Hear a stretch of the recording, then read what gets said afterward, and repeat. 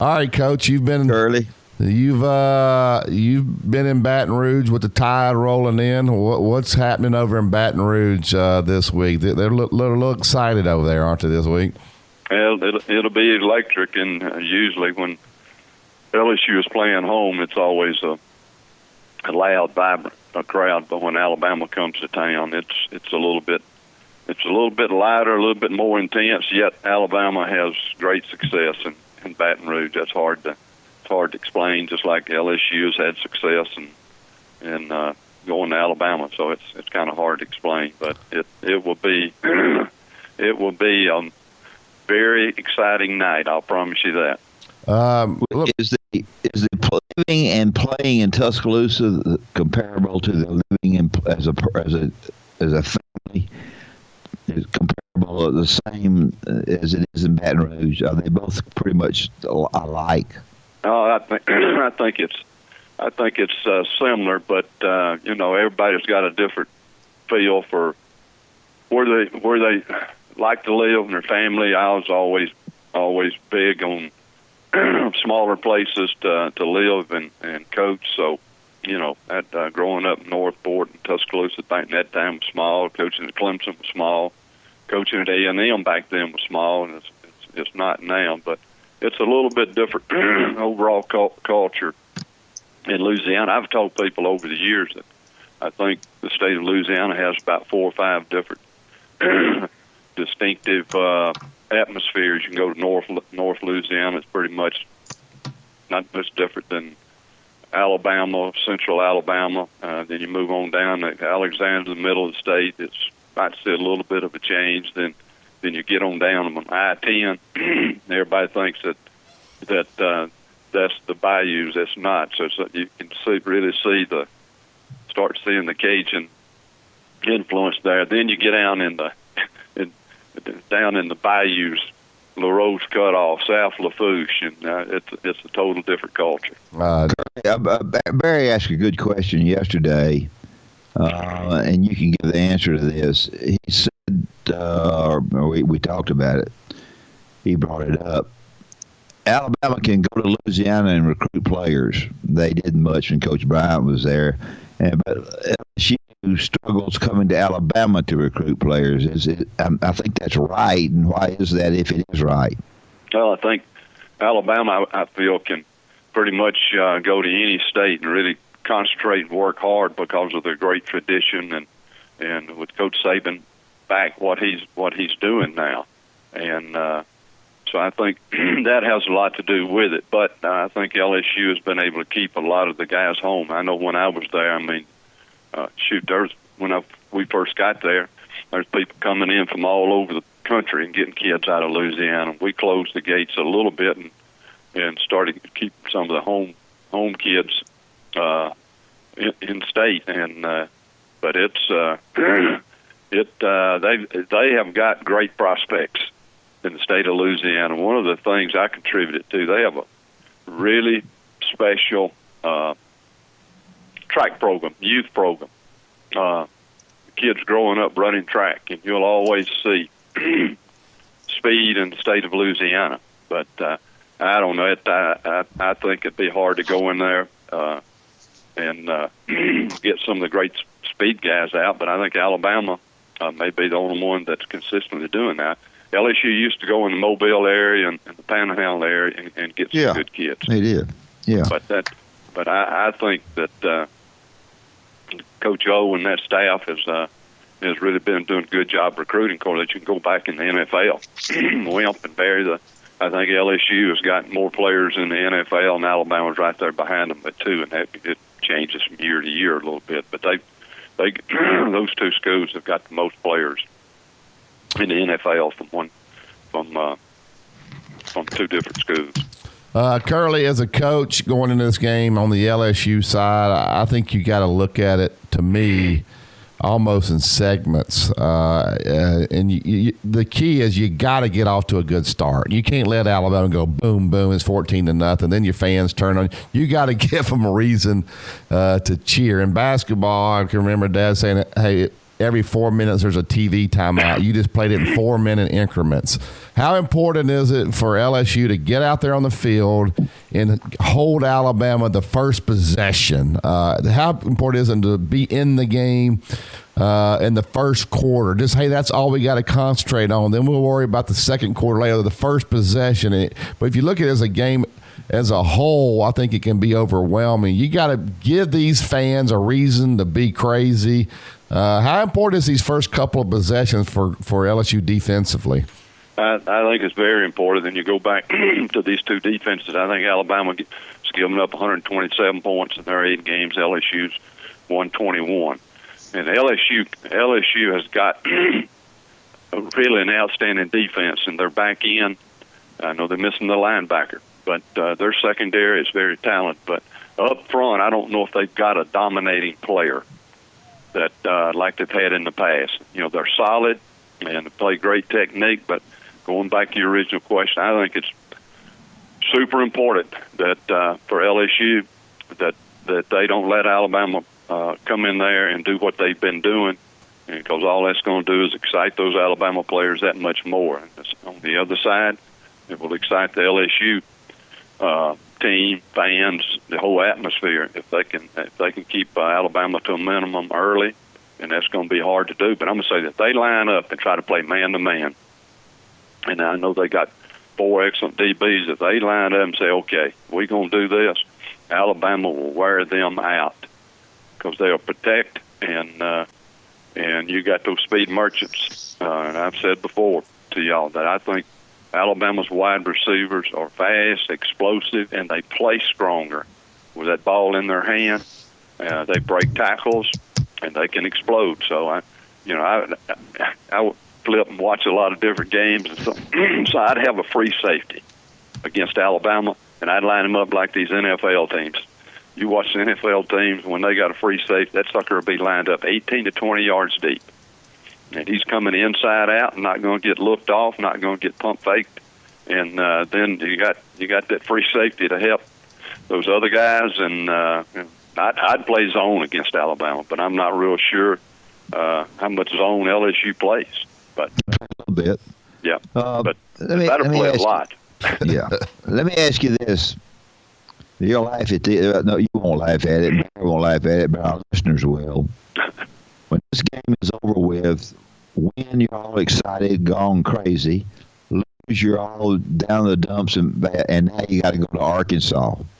Now, I know Arkansas can't win an inter-squad game, but you got to be careful at Arkansas. I don't care what happens. So you got to be careful. If you're down the dumps or you're too high. And I think that's where the coaching part really comes in.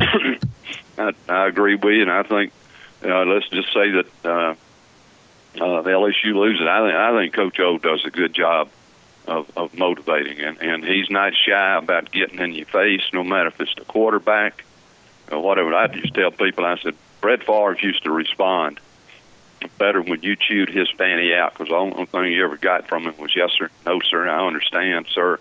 But when you're down and out, you better do a good. If something bad happens to you, you got to motivate. And of course, on the other end, Alabama's after this ball game, they got to play a super physical football team in Mississippi State.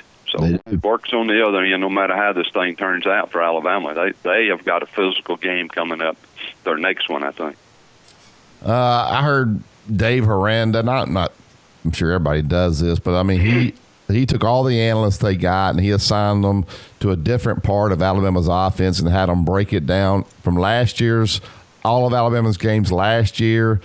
And all of Alabama's games this year. Now, obviously, it's a different coordinator, but a lot of the players are the same. What is he looking for when they're trying to break every position down as a defensive coordinator? What information is he looking for that can help him in this game? Any type tendency, and these schools have got so many analysts now. I mean, it's amazing. They break it down the first and 10s. The consistent what they're doing. They'll break it down to waist downs. And what a waist down is second and 1. What do they do?